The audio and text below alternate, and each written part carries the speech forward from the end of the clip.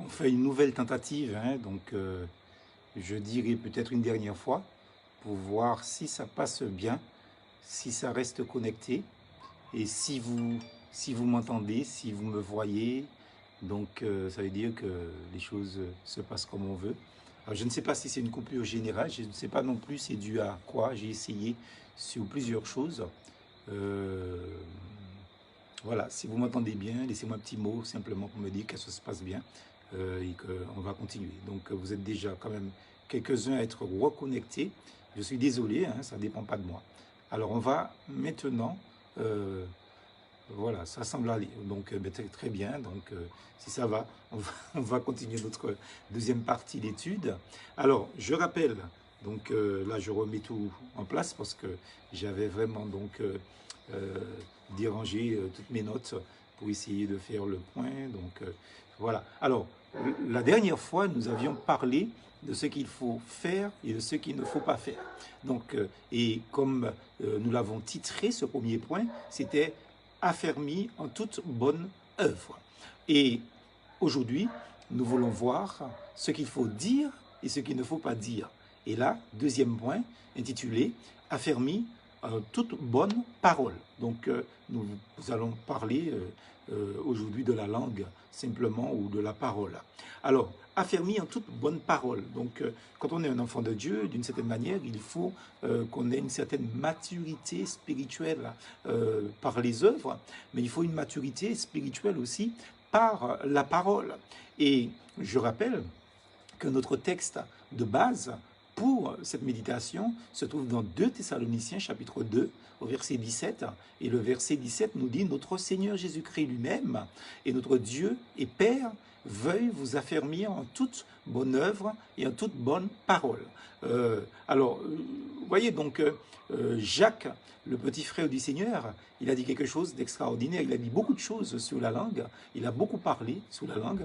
Il disait de la même bouche procède la bénédiction et la malédiction. Vous voyez donc le même membre, je vais dire, le même instrument, donc va bénir, mais aussi va maudire aussi.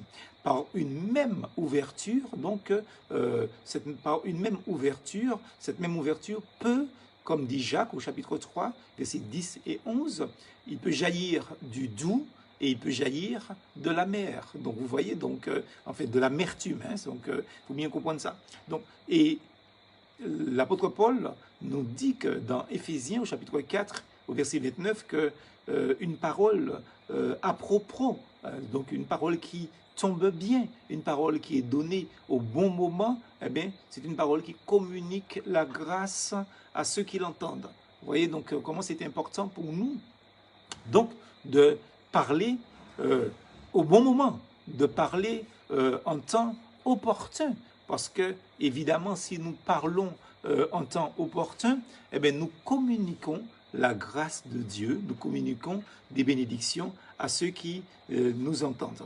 Alors, et l'auteur du livre des Proverbes renchérit aussi en disant combien elle est bonne une parole qui est dite au bon moment, une parole dite à propos, une parole dite, je vais dire, dans les bonnes circonstances. Alors, en est-il de meilleur que de parler du Seigneur Jésus et de l'évangile de sa grâce? Je pense comme quoi qu'il n'y a rien de meilleur que de parler de Dieu. Et c'est un peu dommage que souvent les croyants se rencontrent, hein, donc on se parle, on discute de beaucoup de choses ensemble, on discute de beaucoup de sujets dans le monde, du monde, ce qui est normal, hein, parce qu'il y a des actualités et nous vivons dans une société dans laquelle nous ne pouvons pas rester indifférents à tout ce qui se passe. Et c'est légitime de parler des choses qui nous entourent et qui parfois directement nous concernent.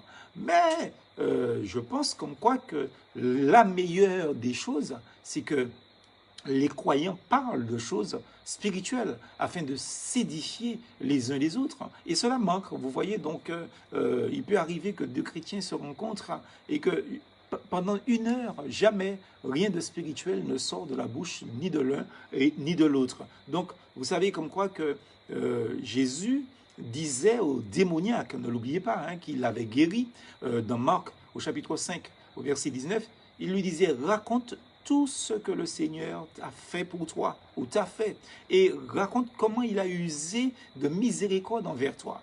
Et je pense comme quoi que cette parole dite au démoniaque n'est pas une parole en l'air, n'est pas une parole qui concerne que le démoniaque, puisque nous étions nous-mêmes esclaves du péché, nous étions esclaves de la drogue pour certains, de l'alcool, des jeux, des femmes ou des hommes aussi. Nous étions esclaves de quelque chose, mais nous étions surtout perdus tous. Et la parole de Dieu nous dit que le Seigneur nous a libérés. Et il est évident que ce que Dieu a fait pour le démoniaque, c'est-à-dire le miracle, il a démonisé, donc il a enlevé le démon ou les démons, mais le Seigneur peut-être n'a pas enlevé des démons pour nous, mais le Seigneur a fait des choses extraordinaires pour chacun d'entre nous. Et ce qu'il dit au démoniaque raconte tout ce que le Seigneur t'a fait et comment il a usé de miséricorde envers toi, selon Marc chapitre 5 au verset 19, eh bien cette parole était aussi pour nous, c'est un commandement pour nous. Nous avons ce devoir de raconter à notre génération, aux contemporains, donc ce que le Seigneur a fait pour nous. Vous savez que nous avons un exemple extraordinaire dans le Nouveau Testament. Cette femme âgée du nom de Anne, malgré son grand âge, n'est-ce pas? Donc malgré son âge avancé, la parole de Dieu nous dit que Anne parlait de lui, Anne parlait de Dieu. Donc, et des Thessaloniciens, il nous est dit, 1 Thessaloniciens chapitre 1er, au verset 8, il nous est dit, la parole du Seigneur a retenti chez vous, c'est-à-dire chez les Thessaloniciens, donc, et en tout lieu. Alors voilà une église extraordinaire, hein? Voilà une église qui témoignait la parole de Dieu. Et je pense comme quoi que c'est ce que nous avons besoin dans notre époque d'assemblées où la parole de Dieu est prêchée, c'est-à-dire retentie, hein, c'est ce que l'apôtre Paul dit, il dit des Thessaloniciens comme quoi que la parole du Seigneur a retenti chez vous. Alors je pense qu'il en était de même dans les maisons et qu'il est donc de surcroît, il était pareil donc aussi dans l'église de Thessalonique. Et non seulement il dit chez vous, mais il dit en tout lieu. C'est-à-dire que nous imaginons comme quoi que les Thessaloniques, les chrétiens de Thessalonique, ben, c'est des chrétiens qui témoignaient régulièrement la parole de Dieu. C'est des chrétiens qui parlaient de Dieu. Quand ils se rencontraient, il ne parlait pas de football, ni de basketball, ni, je veux dire, de voile, ni de yole, onde, etc., hein, n'est-ce pas? Il parlait de Dieu. La parole de Dieu a retenti chez vous et en tout lieu.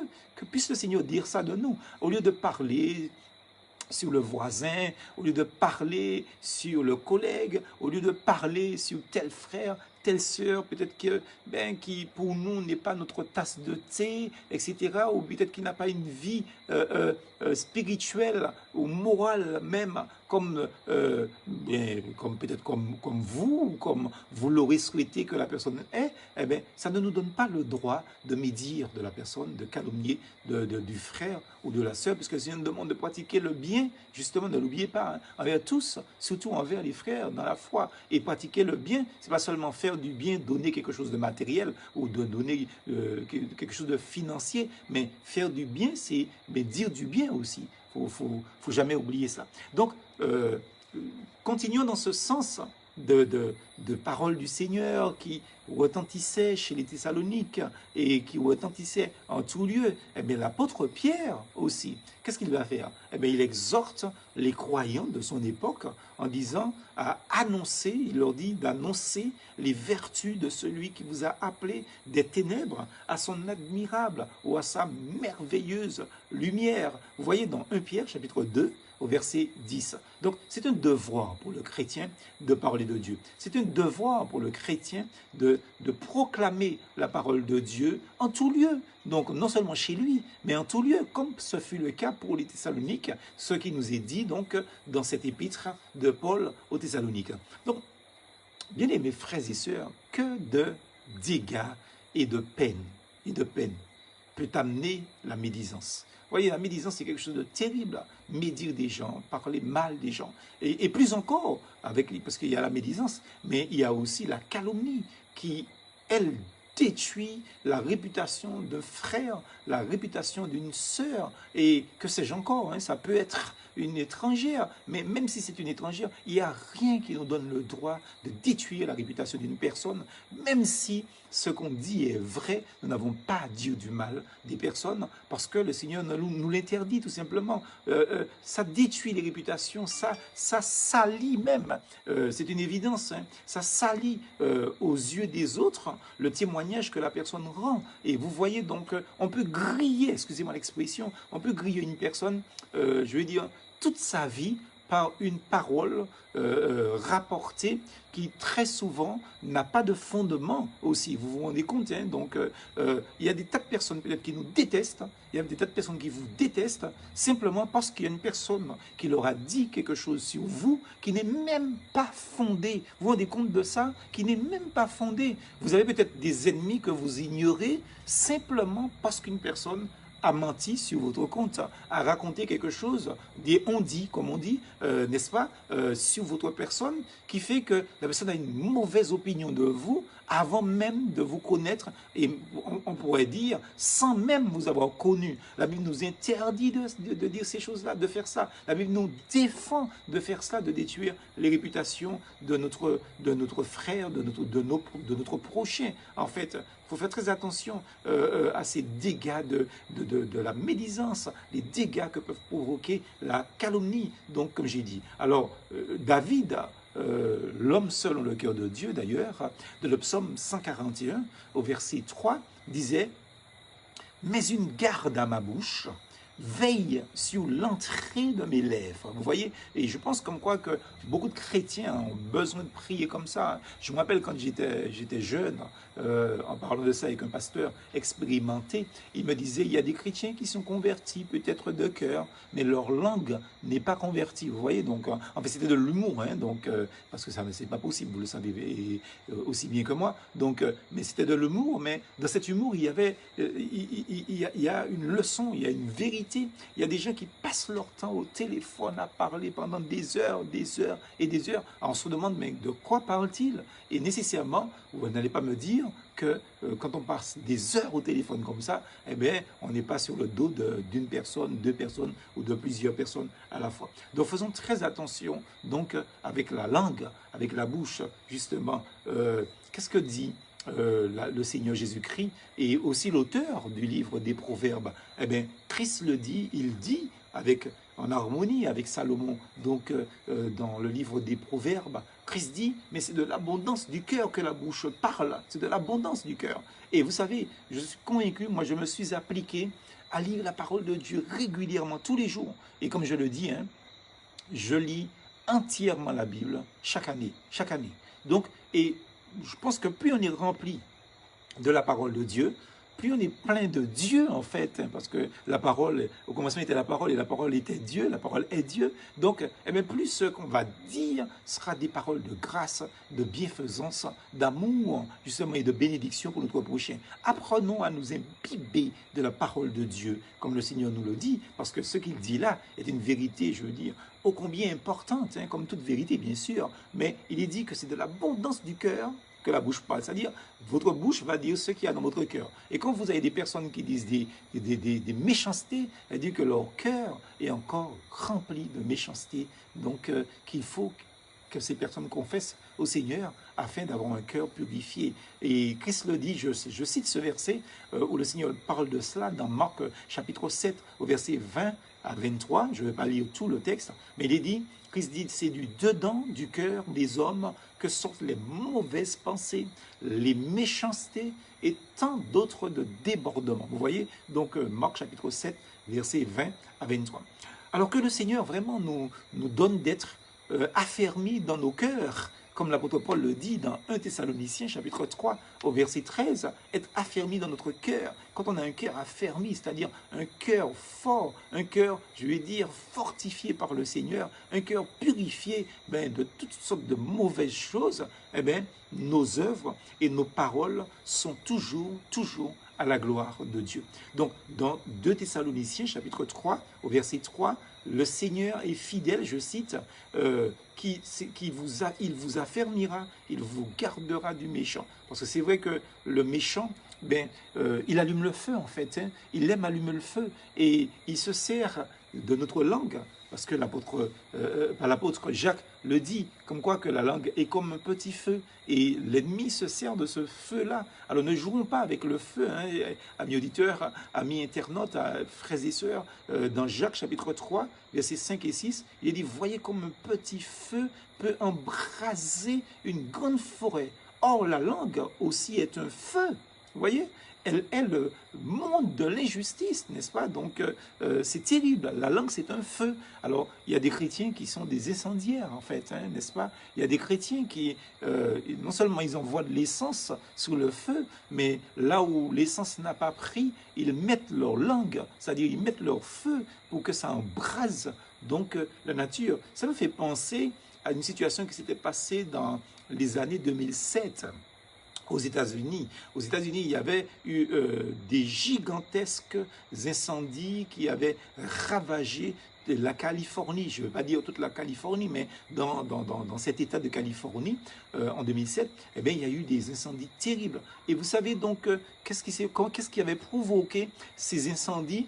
Eh bien, on raconte, quand les gens ils ont fait leur enquête, que c'était un petit enfant tout innocent, justement, qui avait déclenché ces incendies parce qu'il jouait avec des allumettes. Vous vous rendez compte de ça, amis auditeurs? Des allumettes. Vous voyez, une allumette, c'est juste un tout petit feu, n'est-ce pas? Donc, écoutez bien ce que je vous dis, parce que ce petit feu, donc allumé par ce petit garçon, donc via l'allumette, avait ravagé 155 km². 155 km². C'est pas rien, vous vous rendez compte?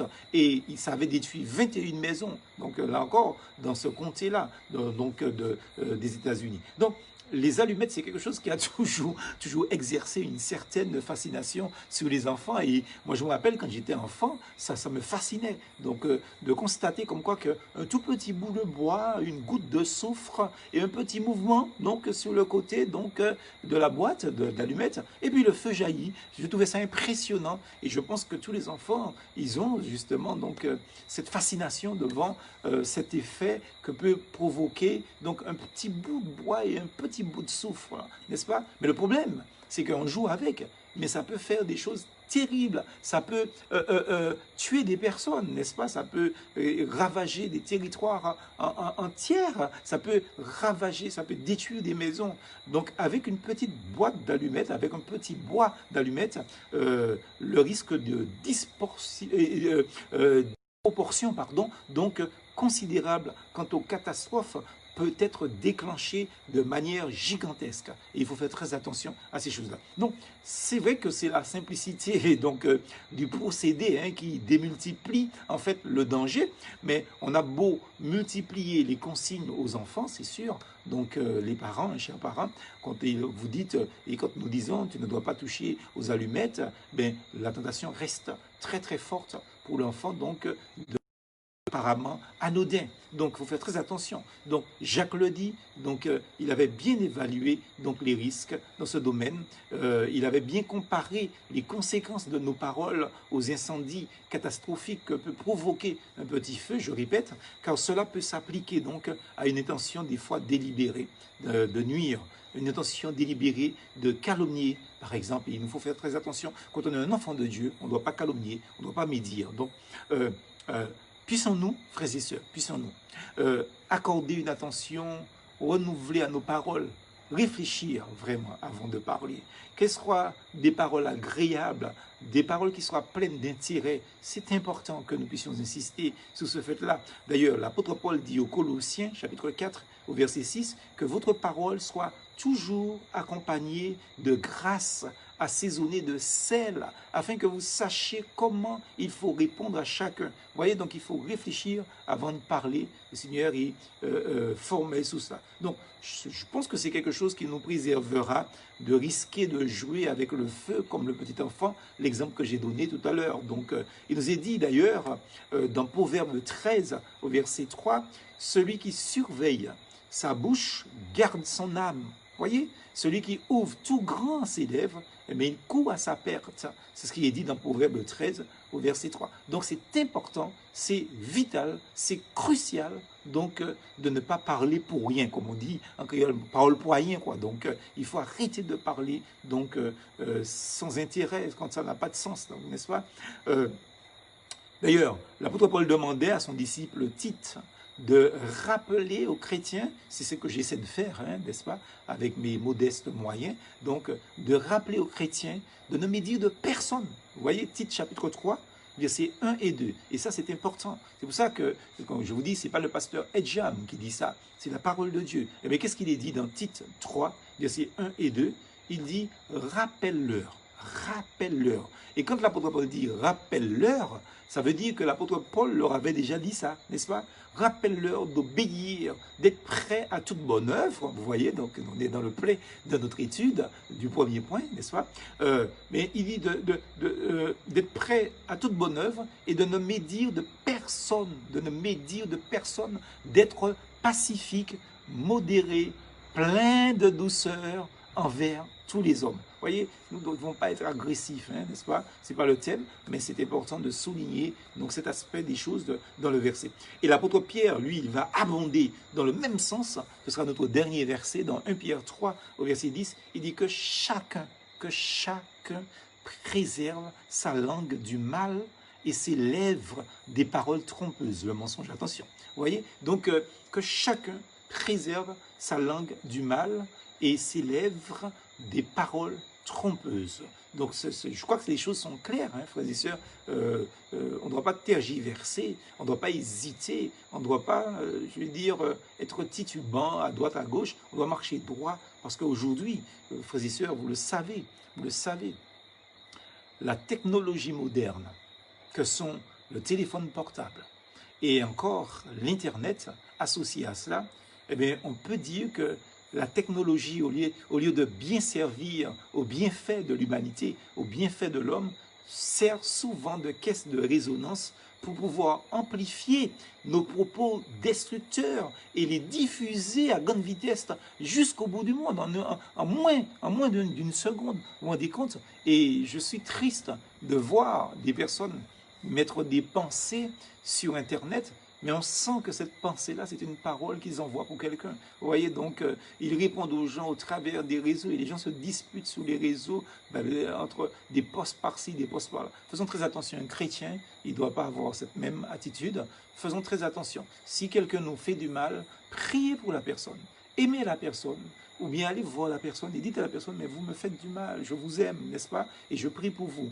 Mais n'allez pas sur les réseaux sociaux comme les gens du monde, pour envoyer des pensées, des paroles, alors que vous savez dans votre fort intérieur que c'est pour une personne bien précise que vous postez ce que vous postez. Donc tout cela font partie, ces choses-là, font partie des paroles, parce que même si on ne le dit pas, mais on l'a écrit. Et vous savez comme quoi que l'écriture reste, hein, n'est-ce pas? Même les paroles restent. Mais là, la personne a la preuve que vous lui avez fait du mal. Alors que le Seigneur, vraiment, nous affermisse en toute bonne œuvre, et en toute bonne parole, comme dit l'apôtre Paul, parce qu'un chrétien mature, un chrétien mûr, parce que c'est ce dont nous sommes, vers quoi nous sommes appelés à tendre, à devenir des hommes faits dans la grâce de Dieu, eh bien, il pratique, comme dit la parole de Dieu, donc des bonnes œuvres, et il pratique, il dit des bonnes paroles.